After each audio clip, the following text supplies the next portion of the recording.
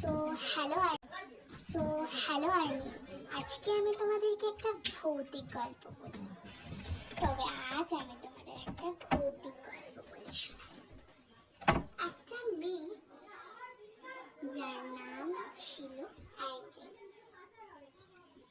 সে খুব বড় একজন বিটিএস এর ফ্যান ছিল। সে বিটিএস ছাড়া থাকতেই পারত না।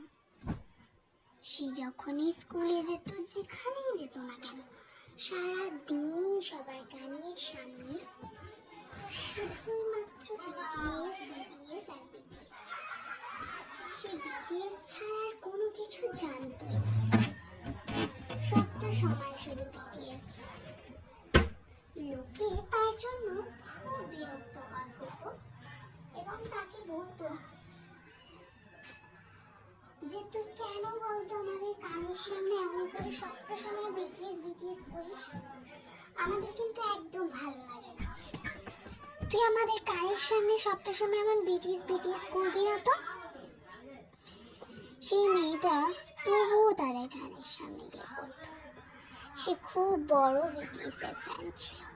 সে ক্লাসরুমে বসে বসে এক মনে বিটিএস এর ছবি দেখতো এবং তাদের গাওয়া গানগুলো সে গাইত। প্রথম তার দিনটা খুব ভালোই যাচ্ছিল। শেষমেশ কে বা জানতো যে শেষের দিকটা এমন যাবে। সে বাড়িতে যখনই পড়তে বসতো তখনই শুধু বিটিএস নিয়ে থাকতো। পড়াশোনা বাদ দিয়ে শুধু বিটিএস আর বিটিএস। সে বিটিএস এর গান করতো, বিটিএস নিয়ে ডায়েরি লিখতো। সারাটা দিন শুধু বিটিএস বিটিএস। সবটা সময় সে শুধু বিটিএস নিয়েই থাকতো। তার মা যদি কোনো কাজ বলতো, সে নাচতে নাচতে বিটিএস এর গান করতে করতো। রাত্রেবেলা ঘুমানোর আগে তাদের ছবি দেখে শুতো।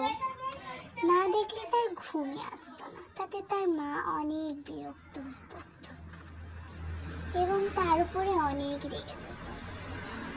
তবুও সে এমনটা করতো। একদিন তার এক্সাম আছে। এক্সামের সময় সে কিছুই পড়ে না, শুধুমাত্র বিটিএস বিটিএস বিটিএস। আর প্রতিটা এক্সামে গিয়ে সে অতটাও কিছু ভালো করে লিখতে পারল না। লিখতে পেরেছিল কিন্তু খুব কম, অতটাও ভালো করে সে লিখতে পারল না। সারাটা দিন শুধু বিটিএস আর বিটিএস। তারপর তার পরীক্ষা এক্সাম শেষ হলো। স্কুলের কয় মাস ছুটি পড়েছিল। সে সেই কদিন খুব মজা করে নিল। তারপর শেষে রেজাল্টের দিন আসে। সে যখন রেজাল্ট আনতে যায় তখন তার রেজাল্ট একটু কম হয়ে যায়। তার মার্কশিটে তার নাম্বার কম হয়। তাতে তার মাস্টার তাকে একটু বোকাঝোকা করে। ক্লাসের সবাই তাকে দেখে হাসে। তার মাস্টার বলে, সারাদিন যদি এমন বিটিএস বিটিএস নিয়ে পড়ে থাকো তো এই বিটিএসই তোমাকে আস্তে আস্তে খারাপ করে দিচ্ছে। সারাদিন শুধু বিটিএস বিটিএস। কি শিখিয়েছে তা কে জানে? পড়াশোনা বাদ দিয়ে শুধু বিটিএস বিটিএস। এমন বলতে সেই মেয়েটার অনেক কষ্ট হলো। তার বাড়ির সবাইও বিটিএস নিয়ে অনেক বকাঝকা করলো, তাকে মারধর করলো। তার ক্লাসের বন্ধুরা অনেক হাসাহাসি করতো। তারপর থেকে তাকে আর কোনোদিনও স্কুলে দেখা যেত না। সবাই বলতো নাকি সে আর এই স্কুলে পড়ে না। তাকে আর কোনো দিনই স্কুলে দেখা যেত না। শেষে একদিন মাস্টার মশাই তার বাড়িতে খবর পাঠায়। তখন জানা যায় সেই মেয়েটার এই দুনিয়ায় নেই। যেই দিন তার নামে এগুলো বলা হয়েছিল সেই দিনই সে সুইসাইড করে মারা গিয়েছিল। সেইখান থেকে তারপর থেকে সে যেই বেঞ্চে, পুরো লাস্ট বেঞ্চে বসতো, সে লাস্ট বেঞ্চ থেকে কি যেন মনে হতো বিটিএস এর গানই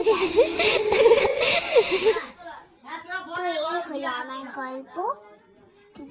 আজকের মতো টাটা। পরে আরো একটা গল্প নিয়ে আসছি। নমস্কার।